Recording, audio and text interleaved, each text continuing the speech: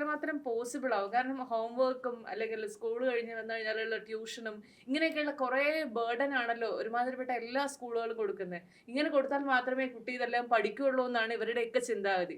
അപ്പോൾ ഈ മറ്റ് സ്കൂളുകളിലെ കുട്ടികളെ അപേക്ഷിച്ച് ഈ കുട്ടികൾ ഇവരുമായിട്ട് എങ്ങനെയാണ് ബാലൻസ് ചെയ്ത് പോകുന്നത്? ഇപ്പം മാഡം പറഞ്ഞത് ഒരു പഴയൊരു കൺസെപ്റ്റാണ്. പക്ഷേ ഉം, എനിക്ക് തോന്നുന്നു ഇത് ഉം, ഞങ്ങൾ മാത്രമല്ല, ഉം. ഒരുപാട് സ്കൂളുകൾ അങ്ങനെ മാറിക്കൊണ്ടിരിക്കുന്നുണ്ട്. മാറിക്കൊണ്ടിരിക്കുകയാണ് തീർച്ചയായിട്ടും. മാറിക്കൊണ്ടിരിക്കുകയാണ്. അതെ. കാരണം കാലത്തിൻ്റെ ഒരു ആവശ്യമാണ്. നീഡ് ഓഫ് ദി അവർ എന്ന് പറയുന്നത് പോലെ Correct. തീർച്ചയായിട്ടും അതുകൊണ്ട് മാറിക്കൊണ്ടിരിക്കുകയാണ്. കാരണം കുട്ടികളെ അതല്ലെങ്കിൽ കുട്ടികൾ സ്കൂളിനോട് ഭയങ്കര വെറുപ്പും പഠനത്തിനോട് വല്ലാതെ വിമുഖതയും കാണിക്കും. സാറേ എന്തൊക്കെ പറയുമ്പോഴും നമ്മൾ കുട്ടികൾക്ക് ഒരുപാട് പ്രഷർ കൊടുക്കുന്നില്ല, പല സ്കൂളുകളും ആ രീതിയിലേക്ക് മാറിക്കൊണ്ടിരിക്കുകയാണെന്നൊക്കെ പറയുമ്പോഴും നമ്മൾ ഓരോ ദിവസം കേൾക്കുന്ന വാർത്തകൾ, കുട്ടി ടെറസിന്റെ മുകളിൽ നിന്ന് താഴേക്ക് ചാടി, പഠനത്തിന്റെ അമിതഭാരം, വീട്ടുകാരുടെ പ്രഷർ, പഠിക്കുന്നില്ല എന്നുള്ള പ്രഷർ, ഇതൊക്കെ ഇങ്ങനെയൊക്കെയുള്ള വാർത്തകളാണ് ഡെയിലി കേട്ടുകൊണ്ടിരിക്കുന്നത്.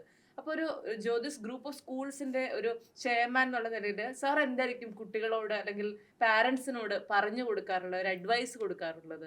എൻ്റെ ഒരു കാഴ്ചപ്പാട് ഞാനഥവാ എൻ്റെ ഇത്രയും വർഷങ്ങളിലെ അനുഭവത്തിൻ്റെ അടിസ്ഥാനത്തിൽ പറഞ്ഞാൽ, ഉം, ചെറിയ പ്രായത്തിൽ ഞാൻ നേരത്തെ മേഡം സൂചിപ്പിച്ചല്ലോ, ഉം. പാരൻസ് ഹോംവർക്ക് ഇല്ലെങ്കിൽ പാരൻസ് ഹാപ്പി ആവില്ല. അതെ, അല്ലെങ്കിൽ സ്കൂളുകാർ കുട്ടികൾ പഠിക്കണമെങ്കിൽ ഹോംവർക്ക് കൊടുത്ത് അതെ. അത് അവർ അടുത്ത ദിവസം എഴുതിക്കൊണ്ട് വന്ന് അത് സബ്മിറ്റ് ചെയ്തിട്ടുണ്ടെങ്കിൽ മാത്രമേ കുട്ടി പഠിച്ചു എന്ന്, പഠിപ്പിച്ച പാഠഭാഗങ്ങൾ വീട്ടിൽ പോയി പഠിച്ചു എന്ന് ഉറപ്പുവരുത്തുന്നു അധ്യാപകർ തയ്യാറാകുന്നുള്ളൂ. ഉം, പാരൻസും അതിലൂടെ മാത്രമേ തൃപ്തരാകുന്നുള്ളൂ. ഉം, ഉം, അപ്പം ഈ ഒരു പ്രക്രിയ ഇങ്ങനെ പൊയ്ക്കൊണ്ടിരിക്കുന്നത് ൻ്റെ ഫലമായിട്ടാണ് ഈ ഒരു ഏജ് ഗ്രൂപ്പിലെത്തുമ്പോൾ അഡോളസൻ്റ് ഏജിൻ്റെ ഉം, ഒരു പീക്ക് ടൈമാണ് തീർച്ചയായിട്ടും 9, 10, 11. ഈ കഴിഞ്ഞ മാസങ്ങളിൽ ഉം.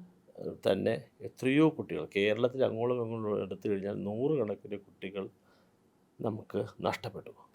അത് സംഭവിച്ചു പോകുന്നതായിട്ട് മനസ്സിലാക്കേണ്ടത്, ഈ കുട്ടിയെ ചെറിയ പ്രായത്തിൽ ഇങ്ങനെ സ്ട്രെസ്സ് കൊടുത്ത് ഒരുപാട് പഠിക്കുന്ന പഠിത്തം മാത്രമാണ്, അതിലൂടെ മാത്രമേ ജീവിതത്തിൽ എന്തെങ്കിലും നേടാൻ പറ്റുള്ളൂ. ഉം. അങ്ങനെയൊന്നുമില്ല.